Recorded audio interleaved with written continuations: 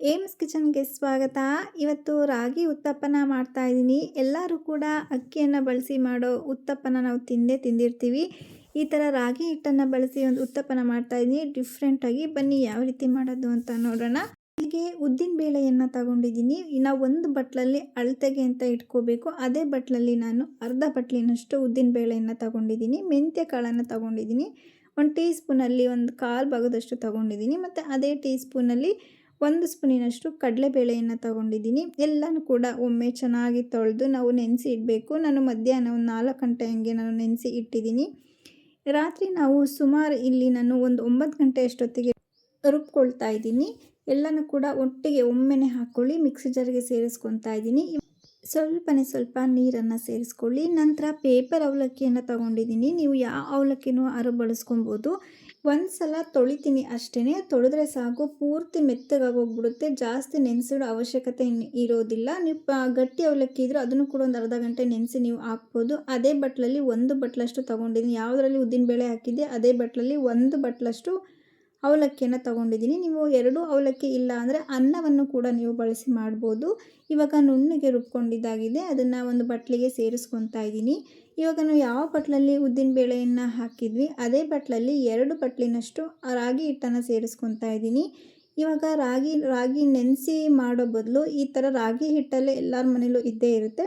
ಡೈರೆಕ್ಟಾಗಿ ಹಾಕಿ ಮಾಡಿದ್ರೂ ಕೂಡ ತುಂಬ ಚೆನ್ನಾಗಿ ಬರುತ್ತೆ. 2 ಬಟ್ಲಷ್ಟು ಸೇರಿಸ್ಕೊಳ್ಳಿ. ಈಗ ಸ್ವಲ್ಪನೇ ನೀರನ್ನು ಸೇರಿಸ್ಕೊಂಡು ದೋಸೆ ಕನ್ಸಿಸ್ಟೆನ್ಸಿ ಬರೋವರೆಗೂ ಕೂಡ ನಾವು ಹಿಟ್ಟನ್ನು ಚೆನ್ನಾಗಿ ಕೈಯಲ್ಲೇ ಕಲಿಸ್ಕೊಳ್ಳಿ. ನೀವು ಸೌಟಲ್ಲೂ ಕೂಡ ಕಲಿಸ್ಕೋಬೋದು. ಕೈಯಲ್ಲಿ ಕಲಿಸೋದ್ರಿಂದ ಚೆನ್ನಾಗಿ ಉದುಗ್ ಬರುತ್ತೆ. ಅದಕ್ಕೋಸ್ಕರ ಕೈಯಲ್ಲೇ ಮಿಕ್ಸ್ ಮಾಡ್ಕೊತಾ ಇದ್ದೀನಿ. ಗಂಟಿಲ್ಲದ ರೀತಿ ಚೆನ್ನಾಗಿ ಮಿಕ್ಸ್ ಮಾಡ್ಕೊಳ್ಳಿ. ನಾನಿವಾಗ ಮಿಕ್ಸಿ ಜಾರಲ್ಲಿ ನಾನು ಉದ್ದಿನಬೇಳೆ ಆಡಿಸಿದ್ನಲ್ಲ ಅದನ್ನೇ ನೀರನ್ನು ಹಾಕ್ಕೊತಾ ಇದ್ದೀನಿ. ಎಲ್ಲನೂ ಕೂಡ ಚೆನ್ನಾಗಿ ಮಿಕ್ಸ್ ಮಾಡ್ಕೊಳ್ಳಿ. ದೋಸೆ ಹಿಟ್ಟು ಜಾಸ್ತಿ ತೆಳ್ಳಗಾಗಬಾರ್ದು. ಇಷ್ಟು ಗಟ್ಟಿಯಾಗಿದ್ದರೆ ನಮಗೆ ದೋಸೆ ತುಂಬ ಚೆನ್ನಾಗಿ ಬರುತ್ತೆ. ಜಾಸ್ತಿ ತೆಳ್ಳಗಾಯಿತು ಅಂದರೆ ನಮಗೆ ಚೆನ್ನಾಗಿ ಬರೋದಿಲ್ಲ. ಈಗ ಪ್ಲೇಟ್ ಮುಚ್ಚಿ ಪೂರ್ತಿ ಓವರ್ನೈಟ್ ಬಿಡ್ತಾ ಇದ್ದೀನಿ. ನೋಡಿ, ಬೆಳಗ್ಗೆ ಎದ್ದ ಕೂಡಲೇ ಎಷ್ಟು ಚೆನ್ನಾಗಿ ಉದುಗ್ ಬಂದಿದೆ ಅಂದರೆ ಸಖತ್ತಾಗಿ ಬಂದಿದೆ. ಆ ಘಮ ಅಷ್ಟೇ ಚೆನ್ನಾಗಿ ಬರ್ತಾ ಇದೆ. ಇದ್ರ ಟೇಸ್ಟು ನಾವು ರಾಗಿ ಹಿಟ್ಟಲ್ಲಿ ಮಾಡಿದ್ವಿ ಅಂತ ಅನಿಸೋದಿಲ್ಲ, ಅಷ್ಟು ಚೆನ್ನಾಗಿರುತ್ತೆ. ನೀವು ಖಂಡಿತ ಒಮ್ಮೆ ಟ್ರೈ ಮಾಡಿ ನೋಡಿ. ಆರೋಗ್ಯಕ್ಕೆ ಉತ್ತಮ ಅಂತಲೇ ಹೇಳ್ಬೋದು ಇದನ್ನು. ಇವಾಗ ಸ್ವಲ್ಪ ಸಕ್ಕರೆಯನ್ನು ಸೇರಿಸಿ ಮತ್ತು ರುಚಿಗೆ ತಕ್ಕಷ್ಟು ಉಪ್ಪನ್ನು ಹಾಕಿ ಎಲ್ಲನೂ ಕೂಡ ಚೆನ್ನಾಗಿ ಮಿಕ್ಸ್ ಮಾಡಿ ಇದನ್ನು ಒಂದು ಅರ್ಧ ಗಂಟೆ ಬಿಡ್ತಾ ಇದ್ದೀನಿ. ಈರುಳ್ಳಿ ಒಂದು 2 ಕಟ್ ಮಾಡಿ ತಗೊಂಡಿದ್ದೀನಿ. ಮತ್ತು ಕ್ಯಾರೆಟ್ 1 ಮತ್ತು ಕೊತ್ತಂಬರಿ ಸೊಪ್ಪು. ನೀವು ಇಲ್ಲಿ ಸಬ್ಬಕ್ಕಿ ಸೊಪ್ಪನ್ನು ಕೂಡ ನೀವು ಬಳಸ್ಕೋಬೋದು. ಮೇಯ್ನ್ ಇಷ್ಟು 3 ಇದ್ದರೆ ಸಾಕು, ತುಂಬ ಚೆನ್ನಾಗಿ ಬರುತ್ತೆ. ಇವಾಗ ಅದೊಂದು ಅರ್ಧ ಗಂಟೆ ನೆನೆಯೋಷ್ಟೊತ್ತಿಗೆ ಒಂದು ಸಣ್ಣದಾಗಿ ಒಂದು ಚಟ್ನಿ ಯಾವ ರೀತಿ ಮಾಡೋದು ಅಂತ ನೋಡೋಣ. ಮೊದಲಿಗೆ ಸ್ವಲ್ಪ ಕಡಲೆ ಬೀಜವನ್ನು ಸೇರಿಸ್ಕೊಂಡಿದ್ದೀನಿ. ನಂತರ 1 ಟೀ ಸ್ಪೂನಷ್ಟು ಉದ್ದಿನಬೇಳೆಯನ್ನು ಸೇರಿಸಿ 2 ಕೂಡ ಕೆಂಪಗಾಗಬೇಕು. ಅಲ್ಲಿವರೆಗೂ ಕೂಡ ನಾವು ಚೆನ್ನಾಗಿ ಹುರ್ಕೋಬೇಕು. ಕೆಂಪುಗಾದ ನಂತರ ಅರ್ಧ ಈರುಳ್ಳಿನ ಸಣ್ಣದಾಗಿ ಕಟ್ ಮಾಡಿ ಸೇರಿಸ್ಕೊಂಡಿದ್ದೀನಿ. ಈರುಳ್ಳಿನೂ ಕೂಡ ಒಂದು 5 ನಿಮಿಷ ಚೆನ್ನಾಗಿ ಬೇಯಿಸ್ಕೊಳ್ಳಿ. ನಂತರ ಖಾರಕ್ಕೆ ಒಂದು 3 ಹಸಿರು ಮೆಣಸಿನಕಾಯಿ ಸೇರಿಸಿದ್ದೀನಿ. ಒಂದೇ ಒಂದು ಟೊಮೊಟೊ, ದೊಡ್ಡದಾಗಿರೋ ಒಂದೇ ಒಂದು ಟೊಮೊಟೊನ ಸೇರಿಸ್ಕೊಂಡು ಟೊಮೊಟೊ ಚೆನ್ನಾಗಿ ಬೇಯಬೇಕು. ಅಲ್ಲಿವರೆಗೂ ಕೂಡ ನಾವು ಚೆನ್ನಾಗಿ ಎಣ್ಣೆಯಲ್ಲಿ ಚೆನ್ನಾಗಿ ಫ್ರೈ ಮಾಡ್ಕೋಬೇಕು. ನಂತರ ಸ್ವಲ್ಪ ಅರಿಶಿನವನ್ನು ಸೇರಿಸ್ಕೊಳ್ಳಿ. ಮತ್ತು ಒಂದು 5 ಪೀಸಸ್ ಬೆಳ್ಳುಳ್ಳಿಯನ್ನು ತಗೊಳ್ಳಿ. ಸ್ವಲ್ಪ ಉಪ್ಪನ್ನು ಸೇರಿಸ್ಕೊಂಡು ಎಲ್ಲನೂ ಕೂಡ ಚೆನ್ನಾಗಿ ಬೇಯಿಸ್ಕೊಳ್ಳಿ. ಇದಕ್ಕೆ ಇನ್ನೇನು ಹಾಕೋದು ಬೇಡ, ಇಷ್ಟು ಹಾಕಿದ್ರೆ ಸಾಕು, ನಮಗೆ ಚಟ್ನಿ ಸಖತ್ತಾಗಿ ರೆಡಿ ಆಗುತ್ತೆ. ಮತ್ತು ಸ್ವಲ್ಪ ಹುಣಸೆ ಹಣ್ಣನ್ನು ಸೇರಿಸಿದ್ದೀನಿ. ಆ ವಿಡಿಯೋ ಸ್ಕಿಪ್ ಆಗಿದೆ. ಸ್ವಲ್ಪ ಸೇರಿಸ್ಕೊಳ್ಳಿ ಅಷ್ಟೇ. ತುಂಬಾ ಚೆನ್ನಾಗಿರುತ್ತೆ. 1 ನಿಮಿಷದಲ್ಲಿ ಬೇಗ ಆಗುತ್ತೆ. ಕಾಯಬೇಕು, ಕಡಲೆ ಬೇಕು ಅನ್ನೋದು ಇಲ್ಲವೇ ಇಲ್ಲ.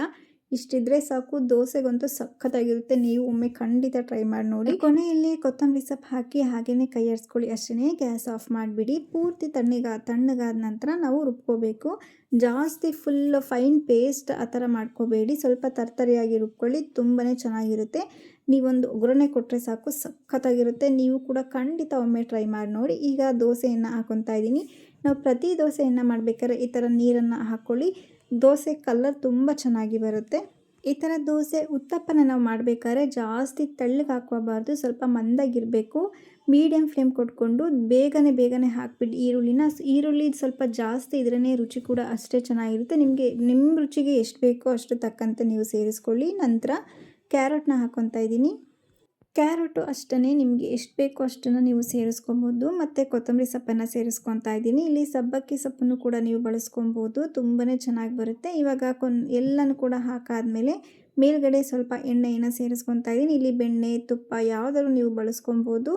ಮೇಲ್ಗಡೆ ಲಿಡ್ಡನ್ನು ಕ್ಲೋಸ್ ಮಾಡಿ ಮೀಡಿಯಮ್ ಫ್ಲೇಮ್ ಕೊಟ್ಟು ಒಂದು 5 ನಿಮಿಷ ಬೇಯಿಸ್ಕೊಳ್ಳಿ. ಯಾಕಂದರೆ ರಾಗಿ ತುಂಬ ಚೆನ್ನಾಗಿ ಬೇಯಬೇಕು, ಇಲ್ಲಾಂದರೆ ಜೀರ್ಣಕ್ರಿಯೆ ಸಮಸ್ಯೆ ಆಗುತ್ತೆ, ಬೇಗ ಜೀರ್ಣ ಆಗೋದಿಲ್ಲ ಅರ್ಧಂಬರ್ಧ ನಾವು ಬೇಯಿಸ್ಕೊಂಡು ತಿಂದರೆ. ಹಾಗಾಗಿ ತುಂಬ ಚೆನ್ನಾಗಿ ಬೇಯಬೇಕು. ರಾಗಿ ತುಂಬ ಲೇಟು ಸ್ವಲ್ಪ ಬೇಯೋದು, ಅದಕ್ಕೋಸ್ಕರ ಮೀಡಿಯಮ್ ಫ್ಲೇಮ್ ಕೊಟ್ಟು ತುಂಬ ಚೆನ್ನಾಗಿ ಬೇಯಿಸ್ಕೊಂಡು ತಿನ್ನಬೇಕು ನಾವು.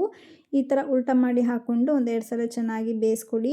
ಇಷ್ಟೇ ಸಿಂಪಲ್ಲಾಗಿ ನಾವು ಅಂತ ಡಿಫ್ರೆಂಟಾಗಿ ಟ್ರೈ ಮಾಡಿ ನೋಡಿ, ತುಂಬಾ ಚೆನ್ನಾಗಿರುತ್ತೆ. ನಾವು ಅಕ್ಕಿನ ಯೂಸ್ ಮಾಡಿ ದೋಸೆ ಅಂತೂ ಮನೇಲಿ ಮಾಡೇ ಮಾಡ್ತೀವಿ, ವಾರಕ್ಕೆ ಒಂದ್ಸಲಿ ನಮ್ಮ ಮನೇಲಿ ಇದ್ದೇ ಇರುತ್ತೆ. ಈ ಥರ ಒಂದು ಸಲ ಟ್ರೈ ಮಾಡಿ ನೋಡಿ, ಪದೇ ಪದೇ ಮಾಡ್ತೀರಾ. ನಿಮಗೂ ಈ ರೆಸಿಪಿ ಇಷ್ಟವಾಗಿದೆ ಅಂತ ಅಂದ್ಕೊಂಡಿದ್ದೀನಿ.